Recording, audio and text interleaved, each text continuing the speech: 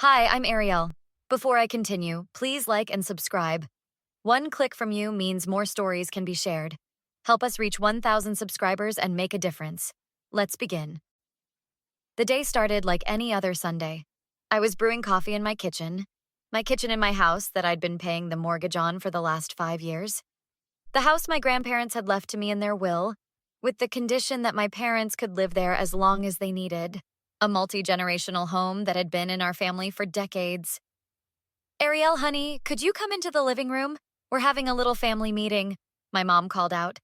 I rolled my eyes, wondering what drama awaited me this time. Coming, Mom.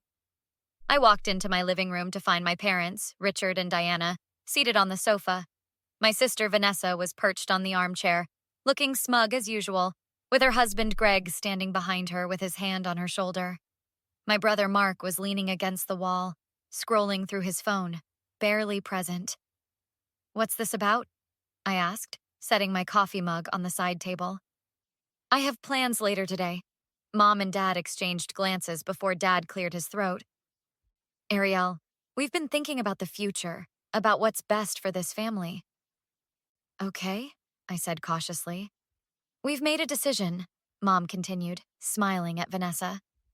Since Vanessa and Greg are expecting their second child, and they need more space, we've decided that they should have this house.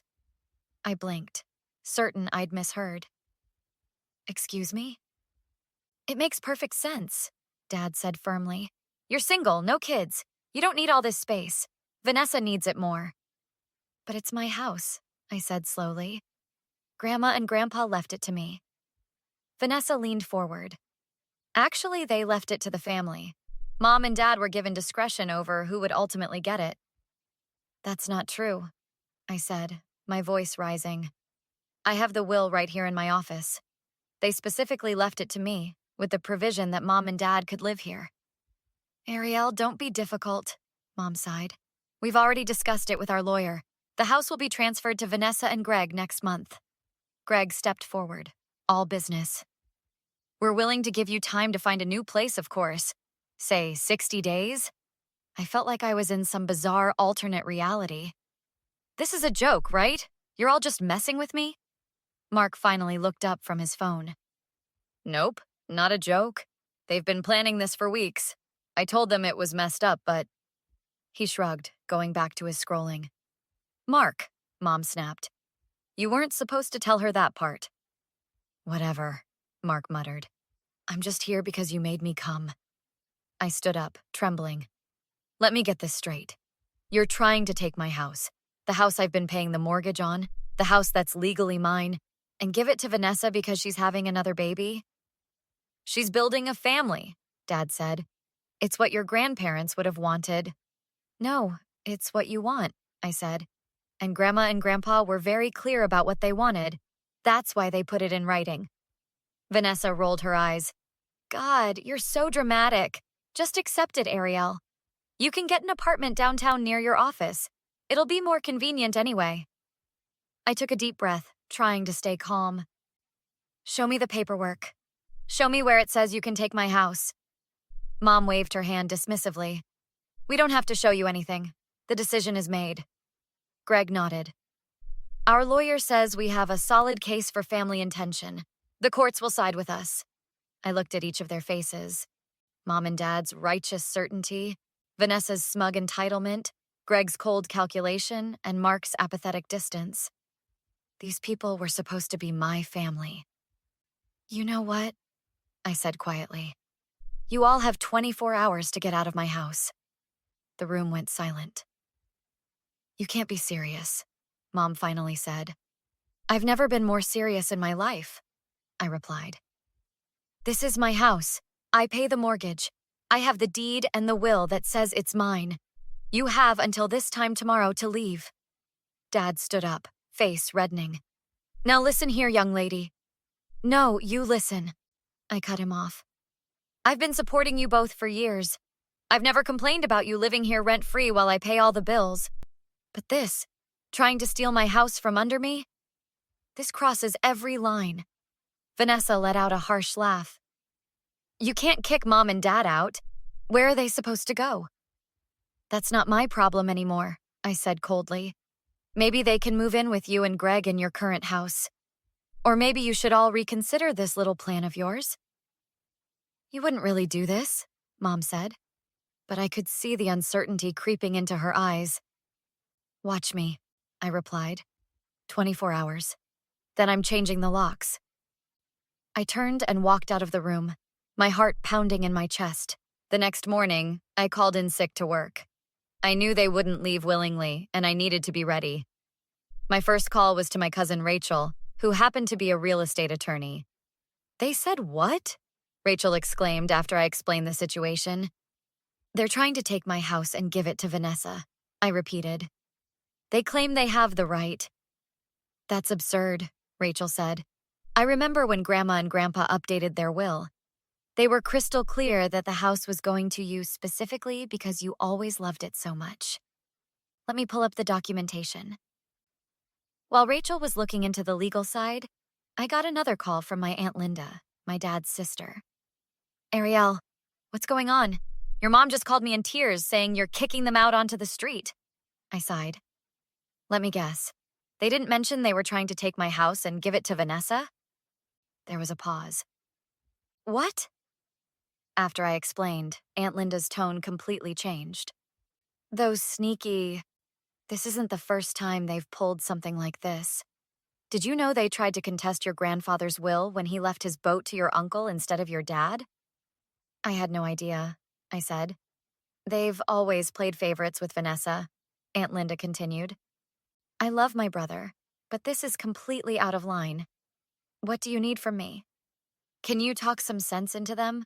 Or at least get them to leave peacefully? I'll do better than that, Aunt Linda promised. I'm coming over. An hour later, my living room was filled with family, but not the ones who'd been there yesterday. Rachel had arrived with legal papers in hand. Aunt Linda and Uncle Paul had driven over immediately. My other cousins, Trent and Yasmin, came for moral support. The doorbell rang, and there stood Mark, looking uncomfortable. Can I come in? He asked. Depends. Are you here to help them steal my house too? He shook his head. I'm sorry about yesterday. I should have warned you, but they swore me to secrecy. Said it was for the good of the family. I stepped aside to let him in. So, what changed? I called Grandma's sister last night. Great Aunt Meredith? She told me the real story about the will and how much Grandma and Grandpa wanted you specifically to have this place. What Mom and Dad are trying to do is wrong. The doorbell rang again. This time it was my parents, Vanessa and Greg. What is this? Mom demanded, looking at the gathering in my living room. Aunt Linda stepped forward. Richard, Diana, we need to talk about what you're trying to do here. Dad's face flushed. This is none of your business, Linda. When you try to steal from my niece, it becomes my business. Aunt Linda shot back. Rachel stood up, holding a folder. I have the original will right here, along with all the supporting documentation. The house was left specifically to Ariel. There is no family discretion clause. Any attempt to transfer ownership would constitute fraud. Greg scoffed. We've spoken to our lawyer.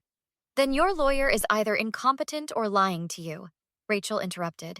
As a real estate attorney, I can assure you that you have absolutely no legal standing. And if you pursue this, I'll be representing Ariel when she countersues for harassment and emotional distress. Mom turned to me, tears welling in her eyes. Ariel, we're your parents. How can you do this to us? How can you try to steal my house? I countered. We're not stealing anything, Dad insisted. We're making a decision based on need. A decision you have no right to make, Aunt Linda said. Richard, I'm ashamed of you. Mom and Dad would be heartbroken to see this. Vanessa stepped forward, her face twisted with anger. This isn't fair. We need this house. We have a growing family. Then buy a house like everyone else, I said. This one is mine. Where are we supposed to go? Mom cried. You're really kicking us out? I looked at her, really looked at her, and saw the manipulation for what it was. Yes, I am. You were planning to kick me out of my own house. Why should I keep supporting you after that? Because we're family, Dad shouted. Family doesn't try to steal from each other, Mark said quietly. Everyone turned to look at him in surprise. Mark, Mom said. Not you too. They've been living off you for years, Ariel, Mark continued. They haven't paid a dime toward the mortgage or bills. They've been saving all their money for their retirement while you support them. Did you know that? I hadn't known that. I'd assumed they were struggling financially, which was why I never asked for rent. Is that true? I asked my parents. They couldn't meet my eyes. How much? I pressed. Dad mumbled something. How much, Dad? Almost $300,000, he finally admitted. The room went silent. You have $300,000 saved and you were going to kick me out of the house I'm paying for? I felt sick. We deserve a comfortable retirement, Mom said defensively. Rachel cleared her throat. Let's get back to the point. You have no legal claim to this house. It belongs to Ariel, and she's well within her rights to ask you to leave. We're her parents, Mom wailed. She can't just throw us out. Actually, since you've been living here without a formal rental agreement, she can, Rachel explained calmly. She's given you 24 hours notice, which is generous considering the circumstances. Greg put his arm around Vanessa. This isn't over. We'll fight this. You'll lose, Rachel said simply. And it will cost you a lot of money. Aunt Linda stepped forward. Richard, Diana, you can stay with us temporarily while you figure out your next steps. But only if you drop this nonsense about taking Ariel's house. Mom looked at Dad, then at Vanessa, then back at me. Ariel, can we talk privately? No, I said firmly. We talk here, in front of everyone, or not at all. Dad's face hardened. Fine. You win. Keep the house. But don't expect us to be there for you in the future when you need us. I laughed bitterly. When have you ever been there for me when I needed you? All you've done is take. That's not true, Mom protested. We raised you. Yes, you did the bare minimum required by law, and then you moved into my house and tried to take it from me. Great parenting. You're being so ungrateful, Vanessa snapped. And you're being entitled, Mark shot back. Buy your own house like Ariel did. Vanessa glared at him. I thought you were on our side. I was never on anyone's side, Mark said. But trying to steal Ariel's house is wrong, and you know it. We weren't stealing, Mom insisted. We were making a family decision. It wasn't yours to decide, Rachel reminded her. The argument went in circles for another hour. Eventually, it became clear that they weren't going to back down gracefully. Here's what's going to happen, I finally said, cutting through the noise. You're leaving today, as I said. You can come back tomorrow with movers to get your things, but I'll be supervising. If you try to contest the will or make any legal claims on this house, Rachel will handle my defense, and I'll countersue for every penny I can get. You'd do that to your own parents? Dad asked incredulously. You were going to do worse to your own daughter, Aunt Linda pointed out. In the end, they left. Not happily, but they left.